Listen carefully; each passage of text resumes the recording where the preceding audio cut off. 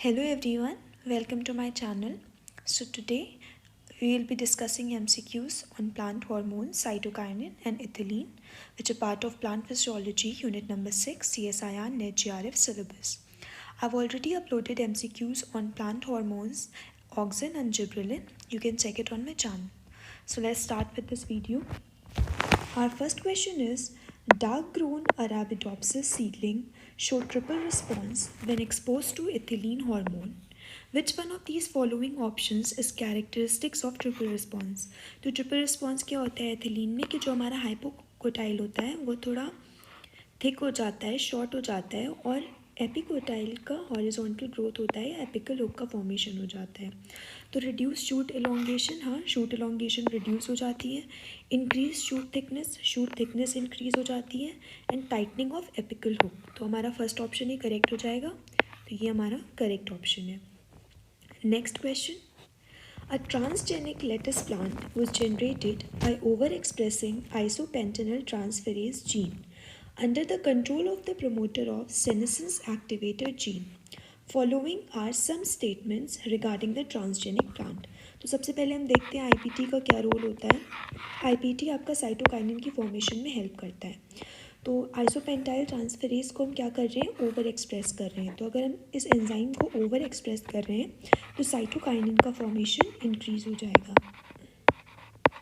Since इस enzyme का काम है साइटोकाइनिन को बनाना, तो जब हम इस एंजाइम को ओवर एक्सप्रेस करेंगे तो साइटोकाइनिन का अमाउंट इंक्रीज हो जाएगा और साइटोकाइनिन अपना जो भी फंक्शन शो करता है वो इसको और ज़्यादा शो करने लगेगा.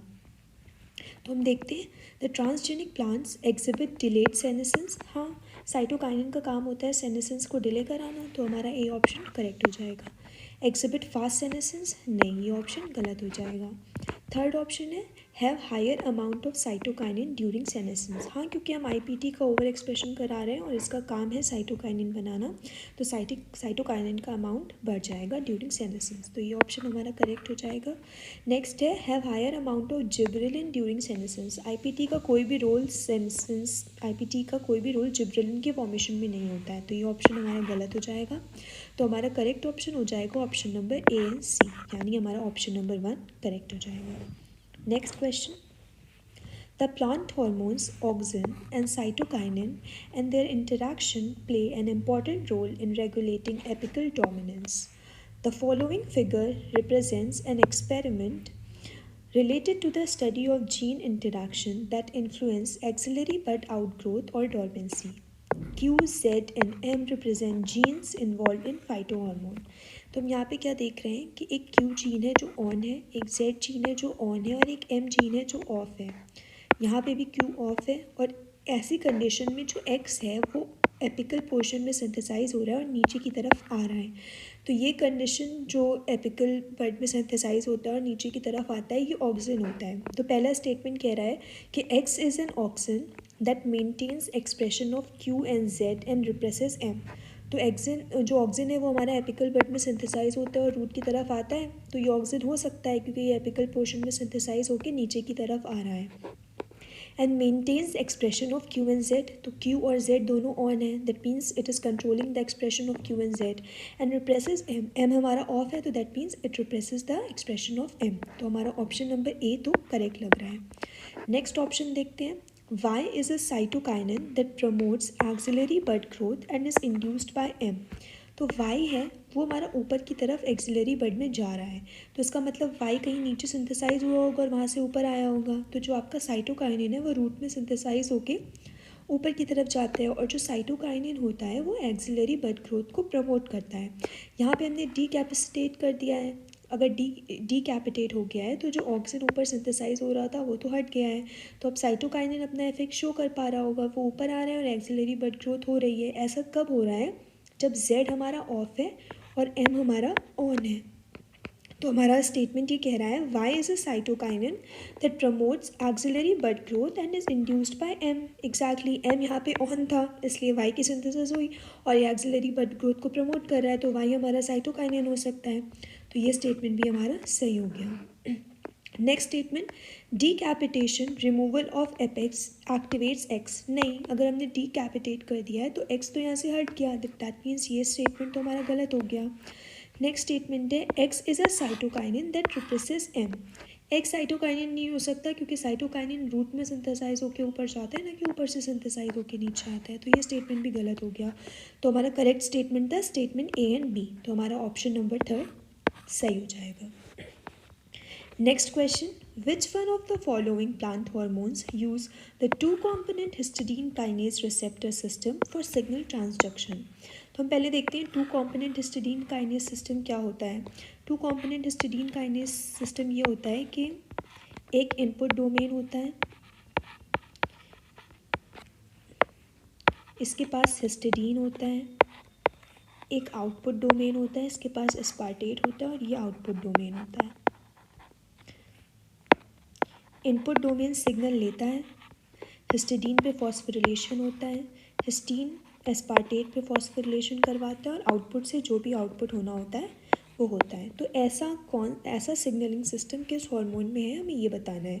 ऑक्सिन में तो 26S प्रोटियाजोम होता है, जिब्रेलिक एसिड में भी 26S प्रोटियाजोम होता है, साइटोकाइनिन में आपका ये सिस्टम होता है bacterial two component histidine kinase receptor system. तो करेक्ट ऑप्शन हमारा 3 हो जाएगा। एब्सिसिक एसिड में आपका फॉस्फेटेज और काइनेज सिस्टम होता है, तो एब्सिसिक एसिड तो नहीं होगा, तो हमारा करेक्ट ऑप्शन जो है ऑप्शन नंबर 3 हो जाएगा। तो इस क्वेश्चन का करेक्ट ऑप्शन 3 था। Next question, ethylene is an important plant hormone that regulate several aspects of plant growth and development.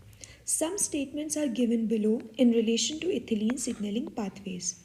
Unbound ethylene receptors work as positive regulator of the response pathway. तो अगर आपको ethylene signaling पता हो तो ये होता है कि इसमें भी आपका ये रिसेप्टर हिस्टिडीन काइनेज सिस्टम होता है और इसके साथ ये आपका यहाँ पे रिसेप्टर्स होते हैं जो कि ETR1 और इसके अलावा भी बहुत से होते हैं। ये कॉन्स्टिट्यूटिव ट्रिपल रिस्पॉन्स 1 इससे एसोसिएट होता है मेम्ब्रेन पे, यहाँ पे IN2 होता है और यहाँ पे न्यूक्लियस में IN3 होता है। तो क्या होता है इसकी सिग्नलिंग में कि जब ये इस पे रिसेप्टर्स पे आपका इथिलीन बाइंड नहीं होता है तो CTR1 इसके कार्बोक्सिल टर्मिनल पे फॉस्फोरिलेशन करवाता है। तो जो प्रोटीएज इस कार्बोक्सी टर्मिनल का डिग्रेडेशन करवाने के लिए आया होता है वो ऐसा नहीं करवा पाता है, तो जो EIN3 इसके न्यूक्लियस में होता है वो डिग्रेड हो जाता है। तो ये जो रिसेप्टर है ये इसका निगेटिव रेगुलेटर है ना कि पॉजिटिव रेगुलेटर। तो हमारा स्टेटमेंट नंबर ए तो गलत हो गया। Next question, there are more than 2 ethylene receptors known to date. Yes, there are several receptors, ETR1, ESR1, ETR2, ESR2, EIN4, ये सारे रिसेप्टर होते हैं। टोटल 5 रिसेप्टर होते हैं इथिलीन के लिए। तो ये स्टेटमेंट हमारा सही हो गया कि मोर देन 2 इथिलीन रिसेप्टर्स काम कर रहे हैं। The carboxy terminal half of ethylene receptor ETR1, ये इथिलीन का रिसेप्टर है ETR1 और इसका ये कार्बोक्सी टर्मिनल हाफ है इतना।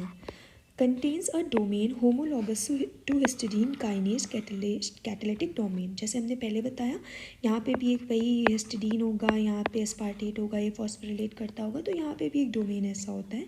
तो ये स्टेटमेंट हमारा सही हो गया। स्टेटमेंट नंबर डी है EIN2 ethylene insensitive 2 encode a transmembrane protein into mutation promotes ethylene responses in both seedling and adult Arabidopsis। तो अगर इसमें म्यूटेशन हो गया तो ये टेल कभी यहाँ से ब्रेक होके मतलब जब यहाँ पे रिसेप्टर आके बाइंड करेगा इथिलीन तो ये वर्क नहीं कर पाएगा, यहाँ पे फॉस्फेट ऐड नहीं होगा, प्रोटीज इसको क्लीव करवाएगा, ये अंदर जाएगा और ये इस डिग्रेडेशन को इनहिबिट करेगा, तो ये वर्क कर पाएगा। लेकिन अगर इसमें ही म्यूटेशन हो गया तो इसका कार्बोक्सी टर्मिनल डिग्रेड ही नहीं होगा, न्यूक्लियस में नहीं जाएगा और इसका डिग्रेडेशन नहीं होगा।